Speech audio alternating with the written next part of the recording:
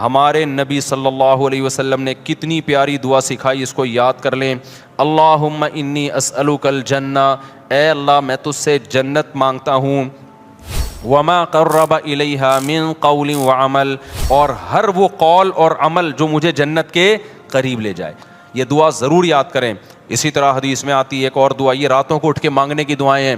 اللہم ارزقنی حبک، اے اللہ تو مجھے اپنی محبت دے دے۔ کیسی پیاری دعا ہے۔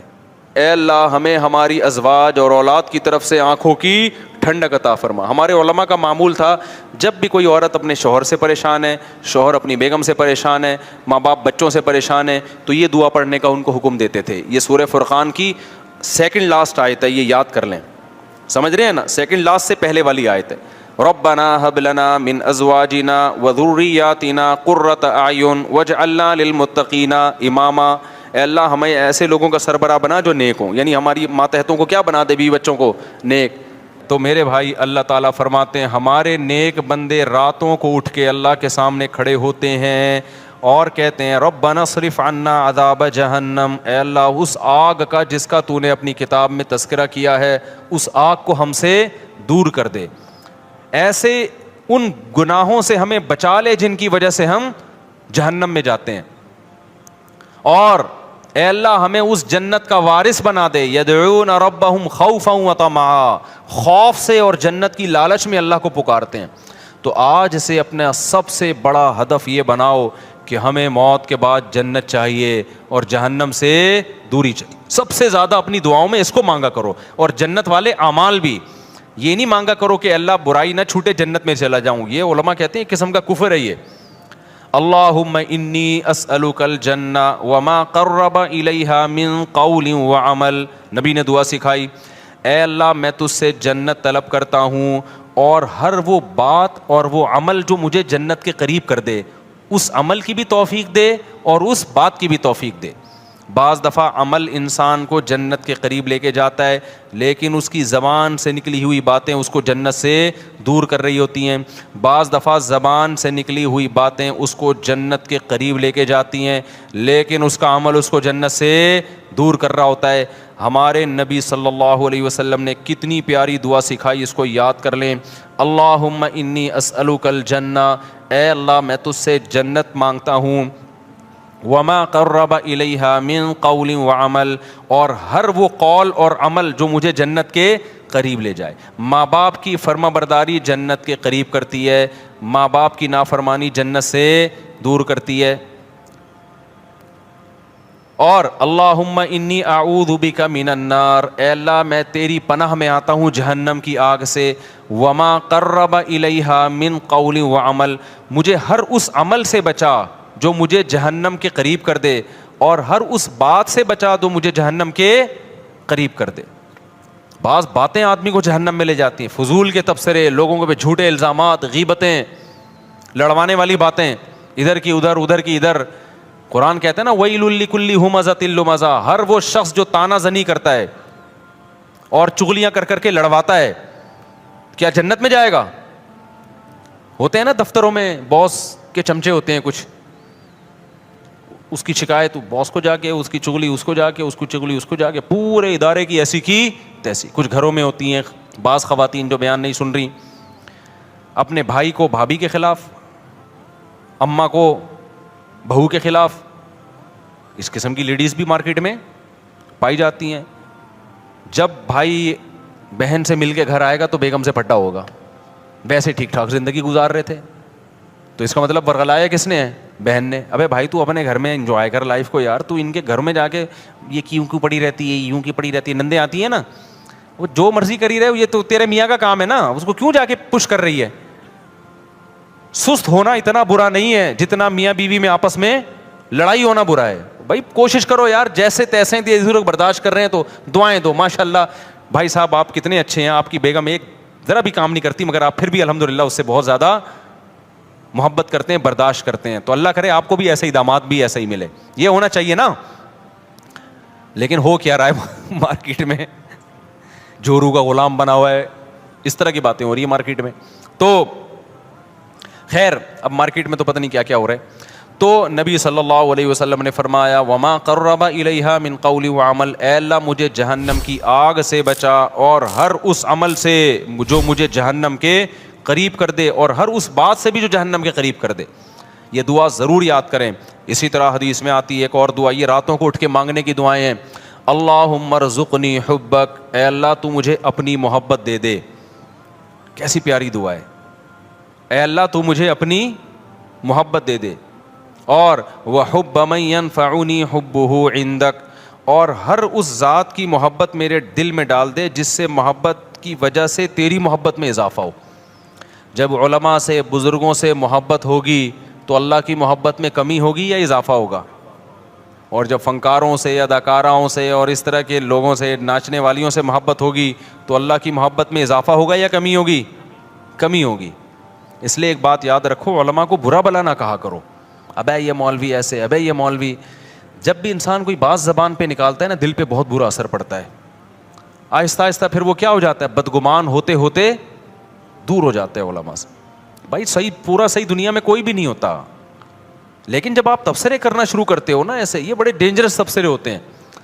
ہمارے نبی صلی اللہ علیہ وسلم نے ہر شخص کو معاف کیا ہے، لیکن جنہوں نے نبی کی گستاخیاں کی ہیں نا، ان میں سے اکثر کو معاف نہیں کیا آپ نے۔ کیوں؟ گستاخی کرنے والا، بد کلامی کرنے والا وہ ویلیو ختم کر رہا ہوتا ہے، تو یہ بہت خطرناک جرم ہے۔ تو نبی صلی اللہ علیہ وسلم نے دعا سکھائی، وحب من ينفعنی حبہ عندک اللہم فکما رزقتنی مما احب، اے اللہ تو نے جو مجھے میری محبوب چیزیں دنیا میں دے رکھی ہیں۔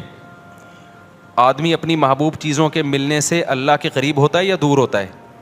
دور ہوتا ہے عام طور پہ، کیونکہ ان میں پڑھ کے اللہ کو بھول جاتا ہے۔ تو اے اللہ فاجعلہ قوۃ لی فیما تحب، ان محبوب چیزوں کو اپنی محبت کا ذریعہ بنا دے۔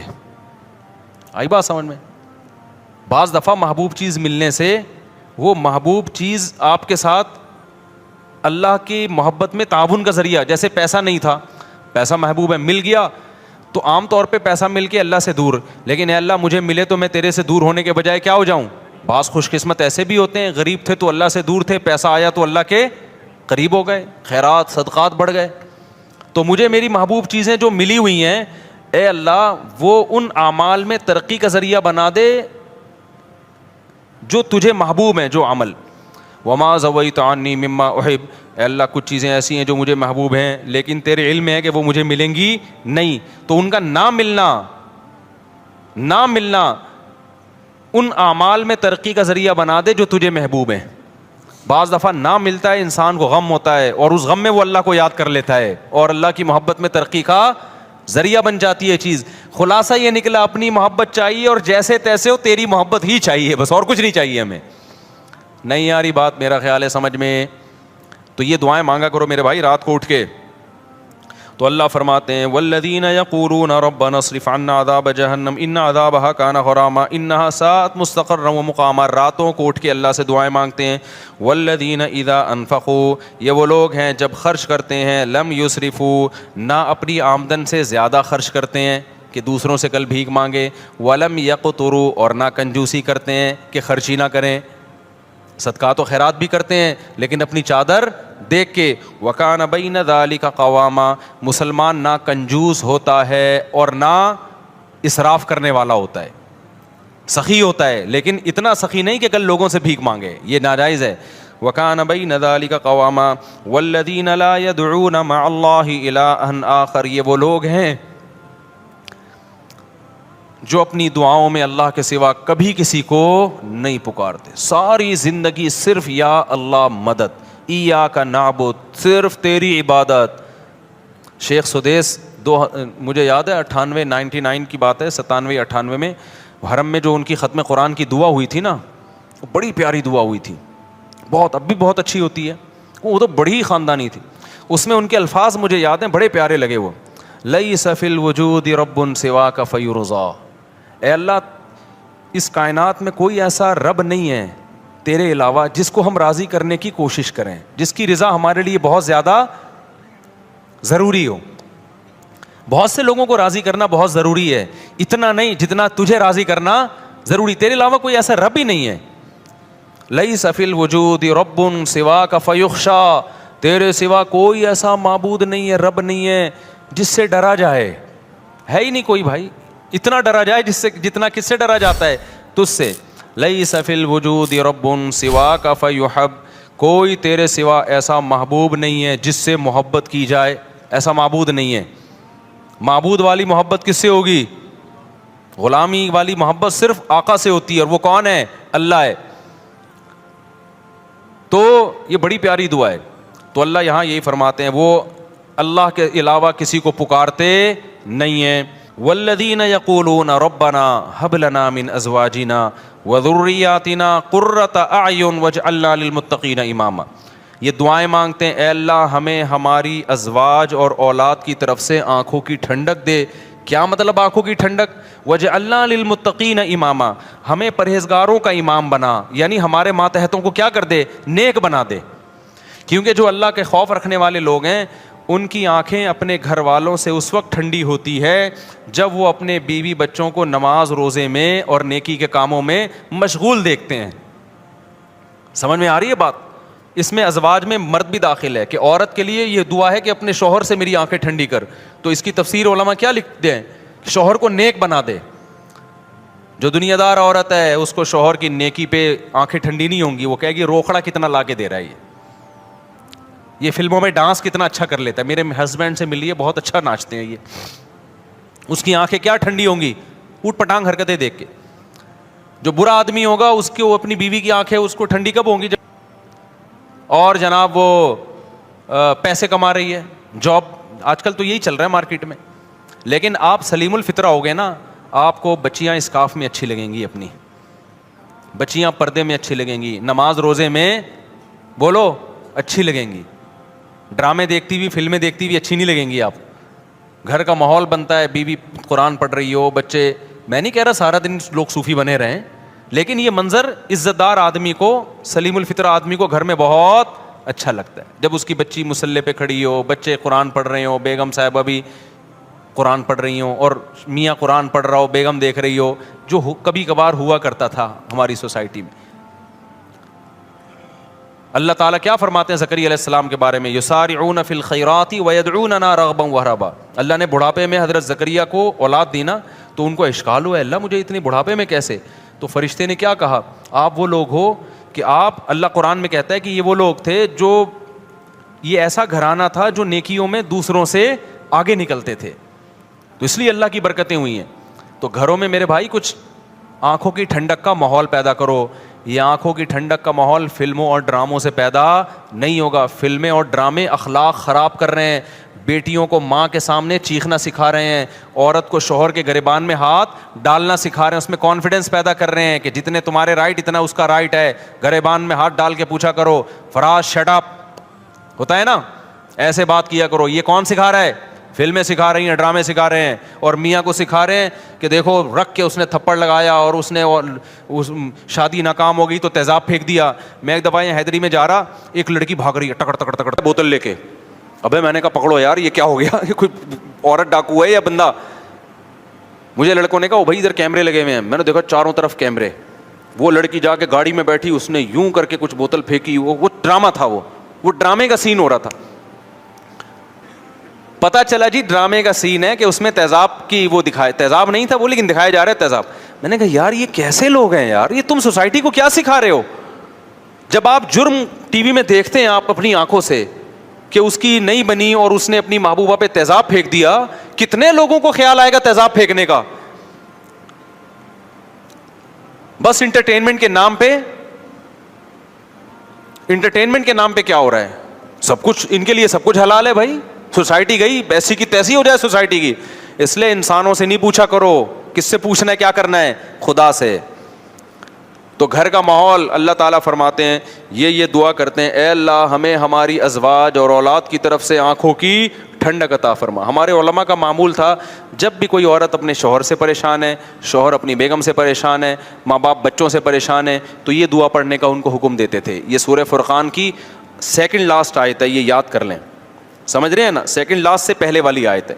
ربنا هب لنا من ازواجنا وذرياتنا قرة اعین واجعلنا للمتقین اماما. اے اللہ ہمیں ایسے لوگوں کا سربراہ بنا جو نیک ہوں, یعنی ہماری ماتحتوں کو کیا بنا دے, بیوی بچوں کو نیک, تو مطلب خود ہمیں بھی بنا دے. اصل خود سٹے لگا رہے ہوں اور بیگم کو کیا کہ ان کو آنکھوں کی ٹھنڈک بنا دے. اچھا میرے بھائی, اصل میں نے جس محلے میں رہتا تھا اس کے قریب ایک محلے میں چرسی بہت تھے, تو وہ ان کو دیکھ کے میرے دماغ میں ایک لاشعور میں وہ سٹا بیٹھ گیا. اللہ معاف فرمائے, ہر مثال میں سٹا ہی آ رہا ہوتا ہے. تو اللہ فرماتے ہیں اولئک یجزون الغرفۃ بما صبروا, یہ وہ لوگ ہیں جن کو اس صبر کی وجہ سے ہم جنت کے بالا خانے دیں گے. صبر کیا مطلب؟ اس ماحول کو کریٹ کرنے میں کچھ صبر کرنا پڑتا ہے. ٹی وی گھر میں لا کے رکھے, فلم لگانے میں کوئی صبر کرنے کی ضرورت بولو نہیں ہے. ہاں صبر اس میں ہوگا کہ بیگم ابھی سونے کا ٹائم ہے, ابھی نہیں, صبح دیکھیں گے فلم, اس میں تو صبر ہو سکتا ہے. ٹی وی بند کرنے میں کیا ہے؟ صبر ہے. نماز پڑھنے میں کیا کرنا پڑے گا؟ صبر کرنا پڑے گا. تلاوت کرنے میں کیا کرنا پڑتا ہے؟ باوضو ہو کے قرآن ہاتھ میں لے کے بیٹھنا پڑتا ہے. اچھے ماحول کے لیے صبر چاہیے, برائی کے لیے صبر کی ضرورت نہیں, بے صبری چاہیے اس کے لیے. تو اللہ کہتے ہیں انہوں نے صبر کر کے گھر کا ماحول اچھا کر دیا اور خود بھی اچھے بن گئے. تو اولئک یجزون الغرفہ, جیسے گھر میں ان کو آنکھوں کی ٹھنڈک ملے گی, ایسے ہی جنت میں بھی ہم نے ان کے لیے آنکھوں کی ٹھنڈک کا انتظام کیا ہوا ہے. ولا يقتلون النفس التي حرم الله الا بالحق, کسی انسانی جان کو ناحق قتل نہیں کرتے. ولا یزنون, اور زنا نہیں کرتے. اللہ نے زنا کو قتل کے ساتھ ذکر کیا ہے. اس سے پتہ چلتا ہے زنا کرنا اور قتل کرنا اللہ کی نظر میں کیا ہے؟ سیم. علماء نے اس کی حکمت بیان کی ہے. زنا انسانیت کا قتل ہے. کیوں؟ اس سے ولد الزنا بچے ہوتے ہیں. آج یورپ میں دیکھو باپ لیس بچے ہو گئے نا, یہ انسانیت کا قتل کر دیا, خاندانی نظام سے بچوں کو محروم کر دیا. اب یہ نہ ہو کہ کوئی کہے کہ میں جب زنا کرتا ہوں تو معاذ اللہ میں تو حمل روکتا ہوں, بچہ ہی نہیں ہوتا. اللہ کی نظر میں یہ کیا ہے بھائی؟ تیرا بچہ ہو یا نہ ہو, لیکن جس سوسائٹی میں زنا ہوگا وہاں ولد الزنا ہوں گے. انگریزوں کو دیکھ لو نا جا کے, یہ انسانیت کا قتل کر دیا تم نے, روحانی قتل ہے انسانیت کا. اس لیے قرآن کہہ رہا ہے زنا کے قریب بھی پھٹکنے کی اجازت نہیں ہے. ومن یفعل ذلک یلقى اثاما, اللہ کہتے ہیں جس نے یہ کام کیا, انسانی قتل کیا یا زنا کر لیا, وہ بہت بڑے جرم سے ملاقات کی اس نے, چھوٹا مجرم نہیں ہے. یضاعف له العذاب یوم القیامہ, بہت بڑا عذاب ہم اس کو قیامت کے دن دیں گے اور ذلیل ہو کے اس میں پڑا رہے گا وہ. تو قتل نفس اور زنا کو اللہ نے ایک ساتھ بیان کیا. آج قتل کو تو جرم سمجھا جا رہا ہے, زنا کو جرم نہیں سمجھا. جب کوئی کہاں کرے نا یہ میری گرل فرینڈ ہے, اس کو بولو اللہ کے عذاب سے ڈر. یہ بھنگیوں چماروں کی عادت ہو سکتی ہے گرل فرینڈ رکھنا, کسی شریف آدمی کی عادت نہیں ہو سکتی ہے, خاندانی آدمی کی عادت نہیں ہو سکتی. فخر سے بتا رہے ہوتی میری گرل فرینڈ ہے, میری گرل فرینڈ. انٹرویو آ رہے ہیں, بھائی کیوں پروموٹ کر رہے ہو اس چیز کو؟ بولے کوئی بھنگی ہے, زنا کر رہا ہے, صاف صاف یہ بولنا تو نے گرل فرینڈ رکھی ہوئی ہے, کیا لگتی ہے تیری؟ ہے تیرے باپ کو بھی چاہیے تھا کہ گرل فرینڈ رکھ لیتا, پھر تو پیدا ہو جاتا اس سے ولد الزنا اور حرامی پیدا ہو جاتا. تو یہ حرکتیں کیوں کر رہا ہے؟ یہ لیونگ ریلیشن انڈیا میں ہندوؤں کے کام ہو سکتے ہیں, یا امریکن کے کام ہو سکتے ہیں, یورپین کے کام ہو سکتے ہیں, وہ ان کے کام ہے, ان کو نہیں چھیڑو آپ. مسلمان اس گندگی کے برداشت نہیں. لیونگ ریلیشن گدے گھوڑے کے ہو سکتے ہیں, گدی گھوڑی کے, گدھا گدی کے ساتھ لیونگ ریلیشن کرے, گھوڑا گھوڑی کے ساتھ. نکاح کرنا انسانوں کا کام ہے, زنا کرنا گدے گھوڑوں کا کام ہے. آپ کے پاس دو لائف اسٹائل ہے, گدے گھوڑوں والا اور ایک انسانوں والا, پیغمبروں والا. پیغمبر اپنے گھروں سے بچیاں رخصت کرتے ہیں شادی کے لیے, اس کے علاوہ پیغمبر نے اپنے گھر سے بچی کبھی رخصت نہیں کی ہے. اپنی بیٹیوں کو گھر سے شادی کے لیے رخصت کرو, بوائے فرینڈ کے ساتھ جانے مت دو اس کو, نہ خود گرل فرینڈ رکھو. پیغمبروں کے گھروں میں عورتیں آئی ہیں معاذ اللہ نقل کفر, کیا دوست بن کے آئی ہیں, بیویاں بن کے آئی ہیں. آپ کے گھر میں عورت بیوی بن کے آئے گی, آپ کی بہن بیٹی گھر سے کسی کی بیوی بن کے نکلے گی. اس کے علاوہ تمام راستے کیا ہیں؟ بھنگیوں چماروں والے, گدے گھوڑوں کتوں والے راستے ہیں. کوئی بولا کرے نا, دیکھو اللہ کی خاطر غصہ کرنا, اللہ کی خاطر نفرت کا اظہار کرنا یہ بھی ضروری ہے. حدیث میں جہاں یہ آتا ہے کہ اللہ کی خاطر محبت کرو, وہاں اللہ کی خاطر نفرت بھی ہے. اپنے ذرا سے معاملات میں ایسے غیرت دکھاتے ہیں جیسے پھٹا جا رہا ہے, وہاں اخلاق ختم ہو جاتے ہیں. اللہ کے معاملے میں ایسا گھننا بن, 3 طلاقیں دے کے لوگوں نے بیویوں کو رکھا ہوا ہے. ایکچولی ان کا معاملہ ہے, ہم کیوں ان کو انوائٹ کر رہے ہیں دعوتوں میں؟ بھائی قرآن نے منع کر دیا 3 طلاق کے بعد رکھنا, بائیکاٹ کرو اس کا. میں نہیں کہہ رہا کہ جا کے سر پہ ڈنڈے مارو, بولو بھائی ہمارا ان سے ہمیشہ کے لیے تعلق, بولو ختم. بہن نے کہ شوہر نے 3 طلاقیں دی, اس نے فتویٰ لے کے شوہر کے ساتھ رہ رہی ہے, بہن کو بول دو ہمارے دروازے تمہارے لیے ہمیشہ کے لیے بند. دوست نے ایسا کر لیا اپنی بیوی کو 3 طلاقیں دے کے رکھا ہے, بولا بھائی دوستی آج سے کیا ہے ختم, ہم تجھے کوئی ایف آئی آر کٹتی بھی نہیں ہے اس پہ, ہم نہیں تجھے کچھ کہہ رہے, لیکن ہمارے ساتھ تعلق کیا ہے. حرام کو یار تم حلال کا لیبل لگا رہے ہو اس کے اوپر. قرآن نے صاف منع کر دیا, نہیں ہوتا 3 طلاق کے بعد, نہیں رہ سکتی. فتوے تو آپ کو ہر دور میں ہر طرح کے مل جائیں گے, تو کچھ خدا کے لیے بھی تھوڑی سی غیرت اختیار کرنا سیکھو. میں نہیں کہہ رہا لوگوں کے سر پھاڑو, نہ ہمیں یہ اتھارٹی ہے نہ ہم یہ کر سکتے ہیں, اپنی نفرت کا تو اظہار کرو نا. دوست آتا ہے گرل فرینڈ کو لے کے, بھائی مجھے گھر چاہیے, ابے بھائی ہمارا یہ چکلا کھانا ہم نے یہاں پہ گھر میں نہیں کھولا ہوا. آتے ہوتے ہیں کہ یار رات گزارنی ہے گرل فرینڈ کے ساتھ, بولو یہ چکلا کھانا نہیں ہے, شریف لوگوں کا گھر ہے, پتلی گلی سے نکل یہاں سے. اکیلا آئے گا تو ٹھیک ہے بیٹھ, یا بیوی بنا کے لائے گا تو ٹھیک ہے ہمارا گھر ہے بھائی, دوستی آ رہی ہے بھابھی کے ساتھ آؤ جاؤ آنا ہے. گرل فرینڈ کیا ہوتی ہے, حرام رشتہ ہے. کتوں گدھے گھوڑوں کے یہ رشتے ہوتے ہیں, انسانوں کے یہ رشتے نہیں ہوتے. قرآن کتنا بڑا جرم بیان کر رہا ہے, وَمَن يَفْعَلْ ذَلِكَ يَلْقَىٰ أَثَامًا, جو زنا کرے گا قتل کرے گا, قتل کے ساتھ بیان کر رہا ہے قرآن. اللہ کی نظر میں دونوں میں کوئی فرق نہیں ہے. یلقا ساما, بہت بڑے جرم سے ملے گا. یضاعف لہ العذاب, بہت بڑا عذاب دوں گا اس کو میں. آگے قرآن کہہ رہا ہے الا من تابا. کیسی پیاری آیتیں ہیں یار, کتنی دھمکیاں دی اللہ نے. اب جس سے ہو چکا ہے وہ جب یہ آیتیں سنے گا وہ تو مایوس ہو جائے گا نا, وہ تو مایوس ہو جائے گا. تو اللہ نے فوراً کہا الا من تابا.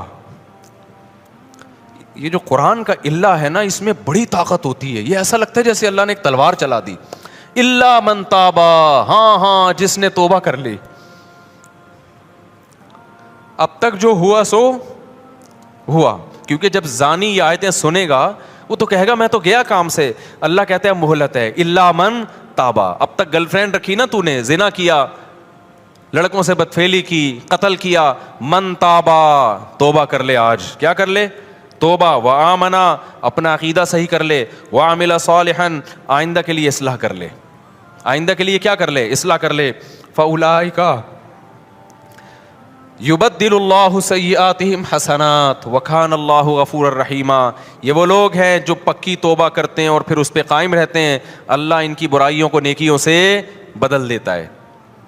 کیوں, اللہ غفور بھی ہے اور اللہ رحیم بھی ہے. اس کا ایک مطلب یہ بیان کیا گیا ہے کہ توبہ جب بہت زبردست ہوتی ہے تو اللہ کا ایسا قرب ملتا ہے اس کو کہ جو اس نے گناہ کیے تھے نا, اس کے جو نقصان اس کو ہوئے تھے, اللہ سے دوری, وہ نقصان کیا ہو جاتا ہے, ختم ہو جاتا ہے.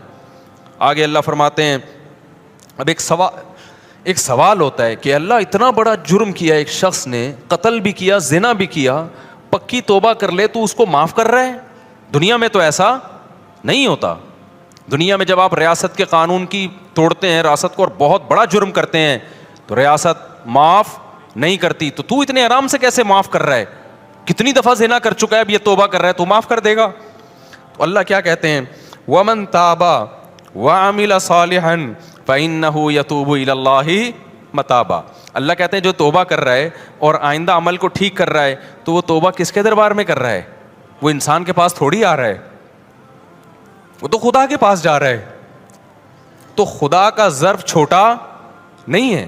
جہاں وہ سزائیں بہت سخت دیتا ہے تو اس نے ایک دوسرا اس کی تلافی کیسے کی ہے کہ اس کا ظرف بھی کیا ہے, بہت بڑا ہے, اس کی معافی بھی کیا ہے, وہ بہت بڑی ہے. تو یہ مت دیکھو کہ کتنے جرموں کے بعد توبہ کر رہا ہے, یہ دیکھو کہ دروازہ کس کا کھٹکھٹا رہا ہے, خدا کا دروازہ کھٹکھٹا رہا ہے, جبکہ اس نے عذاب اپنی آنکھوں سے نہیں دیکھا. تو میں کیسے اس کو معاف نہیں کروں گا. والذین لا یشہدون الزور واذا مروا باللغو مروا کراما. یہ وہ لوگ ہیں جو جھوٹ کے قریب سے نہیں گزرتے, اور جب لغویات کے قریب جاتے ہیں, لغویات میں یہ گانے بجانے, موسیقی, شراب کباب کی محفلیں, تو مروا کراما, عزت کے ساتھ گزر جاتے ہیں, ان لغویات کی طرف کان نہیں لگاتے. والذین اذا ذکروا بآیات ربہم لم یخروا علیہا صما وعمیانا. جب ان کو ان کے رب کی آیتیں اور احکام بتائے جاتے ہیں تو اندھے اور بہرے ہو کے نہیں گزرتے. آپ دنیا پرست آدمی کو بتائیں خدا کا یہ حکم ہے، ابے جاؤ یار، کیا باتیں کر رہے ہیں یار، صوفیوں والی باتیں کرتے رہتے ہو ہر وقت۔ اللہ کہتے ہیں جو ہمارے نیک بندے ہیں نا، جب ان کو اللہ کی بات بتائی جاتی ہے تو اندھے اور بہرے سنتے بھی ہیں کہ کیا کہا جا رہا ہے، پھر دیکھتے بھی ہیں کہ اب سیدھا راستہ کون سا ہے۔ ایک کام کر لیا کرو، خالدین فیہا، وہ میں بتاتا ہوں ابھی، خالدین فیہا، ہمیشہ اس جنت میں رہیں گے، حسنت مستقرہ، کچھ صیغے نا تعجب کے ہیں وہ اللہ استعمال کرتا ہے، یہ بس آخر یہ پڑھ کے میں بیان ختم کرتا ہوں۔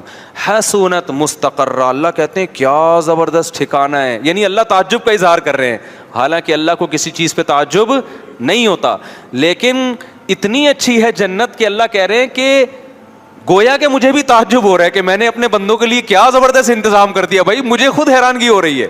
یہ بلاغت ہے قرآن کی ہمیں سمجھانے کے لیے، ایسا انتظام کر دیا کہ ہٹو بچوں ہو گیا، یعنی سمجھ لو آپ۔ اور میں کیا بولوں اپنی زبان میں بھائی، ہٹو بچوں کا مطلب پتہ ہے، جب کوئی بڑی شاہی سواری خاندانی قسم کے بچوں کو بھائی ہٹا ہے اور آگے سے تو دیکھ نہیں رہا کون آ رہا ہے بھائی تو، کیونکہ بعض لوگ نے نیچے کمنٹس میں پوچھا ہوتا ہے یہ ہٹے بچوں کیا ہوتا ہے، اب ان کو کون سمجھائے کہ ہٹو بچوں کہہ رہے ہیں، ہٹو کا مطلب ہٹاؤ اور بچوں کا مطلب بچوں، تو کبھی کراچی آؤ ہم تمہیں سمجھائیں گے ہٹو بچوں۔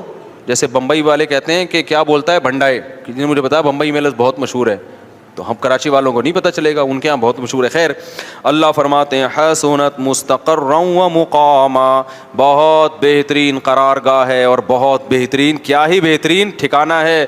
قل ما یعبأ بکم ربی لولا دعاؤکم، آخر میں اللہ سورہ فرقان میں بڑی زبردست بات کہتے ہیں کہ دیکھو تم اپنے رب کو اگر یاد نہیں رکھو گے تو رب کو تمہاری کیا پرواہ ہے بھائی، تم آپس کے ہی مسئلوں میں لگے رہو گے، کھا اسی کر رہے ہو، پہن اسی کر رہے ہو، بھول اسی کو گئے ہو، تو پھر آخرت میں مجھ سے امیدیں مت لگانا، میں تو اسی کو یاد رکھوں گا جو مجھے یاد رکھے گا۔ فقد کذبتم فسوف یکون لزاما، تم اگر انکار کرو گے نا ان باتوں کا اور عمل سے دور جاؤ گے تو پھر دوسرا انجام ہوگا تمہارا، یہ والا انجام نہیں ہوگا۔ وہ میں ایک بات ذہن میں آئی تھی، وہ نکل گئی ذہن سے، میں نے کہا وہ بتاتا ہوں میں۔ اولئک یجزون الغرفۃ بما صبروا ویلقون فیہا تحیۃ وسلاما۔ ابھی میں نے کہا تھا نا ایک بات کر کے بیان ختم کرتا ہوں، دیکھو یار ایسے منٹوں میں بات دماغ سے نہیں، ایک کام ہاں یاد آ گیا، پچھلے سال نا میں ڈیفینس میں گیا کسی کے گھر، کوئی بیان تھا یا کوئی میرے دوست تھے، دعوت تھی، ہاں دوست تھے میرے، وہ دعوت تھی، مجھے کتے سے یاد آیا، اصل میں ان کے گھر بہت بڑا کتا تھا، میں نے سمجھایا بھی کتے مت پالو۔ میں جب ان کے گھر گیا تو ان کے والد صاحب نے اپنے گھر کا مجھے وزٹ کرا کے کمرہ دکھایا، بڑا وی آئی پی کمرہ تھا، وہ خوشبو، عود کی خوشبو جو ہے نا دھونی، تو انہوں نے کہا یہ ہمارا مصلی ہے، ہم نے اپنے گھر میں ایک کمرہ عبادت کے لیے بنایا ہے، نماز، تلاوت، ذکر کہاں ہوگا، ادھر ہوگا۔ میں نے کہا بھائی یہ تو حدیث میں نبی کا حکم ہے کہ اپنے گھروں میں ایک کمرہ کیا بناؤ، عبادت کے لیے۔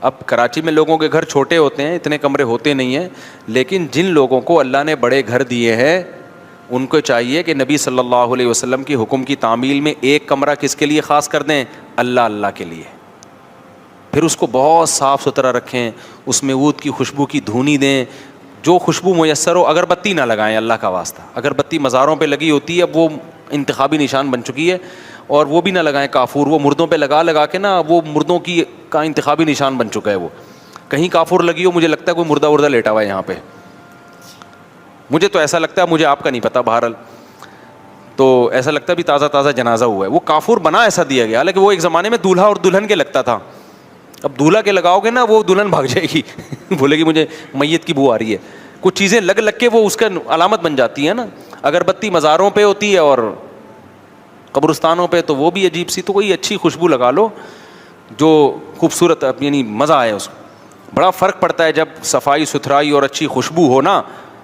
جو دماغ میں نہ چڑھے، اچھی بھینی خوشبو، بڑا ایک اس سے عبادت کا لطف ڈبل ہو جاتا ہے۔ ہمارے نبی نماز کے لیے بہت زیادہ خوشبو لگا کے آیا کرتے تھے، بہت زیادہ خوشبو کا استعمال کرتے تھے، اچھی خوشبو بشرطے کے۔ تو ایک کمرہ گھروں میں کیا کرنا چاہیے، اس کو پاک صاف رکھو۔ یہ جو علماء نے بیان کیا نا عورتیں گھروں میں اعتکاف کریں، یہ تو اصل میں اس کمرے میں اعتکاف تھا جو نماز کا کمرہ ہوتا تھا، اب نماز کے کمرے ہوتے نہیں، ارطغرل والا ڈرامہ جہاں چل رہا ہوتا ہے اسی میں اعتکاف چل رہا ہوتا ہے سمجھ میں آ رہی ہے بات؟ جو ارطغرل کا اب چل رہا ہے، ارطغرل یہ جس کمرے میں فلم دیکھتے ہیں اسی کمرے میں اعتکاف ہو رہا ہے. تو یہ تو اصل میں یہ تھا کہ جب عورتوں کو مسجد میں آنے سے فتنہ کے خوف سے بعض فقہاء نے پابندی لگائی کہ بھائی